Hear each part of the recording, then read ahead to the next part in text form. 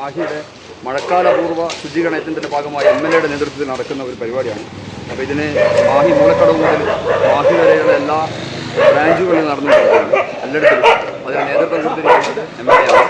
MLA വിവിധ സ്ഥലങ്ങൾ സന്ദർശിക്കുന്നുണ്ട്. ഇതിനോടൊപ്പം തന്നെ നമ്മൾ സന്ദർശിച്ച് കഴിഞ്ഞിട്ടുണ്ട്. ഞങ്ങളിപ്പോൾ ഇവിടെ ചാലക്കര സതീഷ് ബേക്കറി ജംഗ്ഷനിൽ വൃത്തിയാക്കിയിട്ടുണ്ട്. ഇനിയിപ്പോൾ ഇതിനോടനുബന്ധിച്ച് ചാലക്കര പോഞ്ചാട്ട് റോഡിലെയാണ് വൃത്തിയാക്കിക്കൊണ്ടിരിക്കുന്നത്. മാലിന്യമുക്ത മാഹി, മനോഹര മാഹി.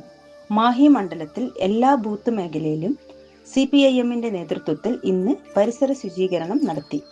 വായനശാല പ്രദേശത്ത് Mahe MLA advocate T. Ashok Kumar പ്രവൃത്തി ഉദ്ഘാടനം ചെയ്തു.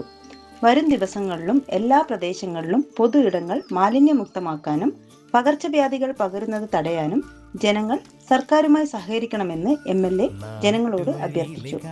മഴക്കാല പൂർവ്വ ശുചീകരണ പ്രവർത്തനത്തിന് വിജേഷ്, രാകേഷ് മോഹൻ, ബിനീഷ്, വത്സൻ അച്ചമ്പത്ത്, സരോഷ് മുക്കത്ത് എന്നിവർ നേതൃത്വം നൽകി.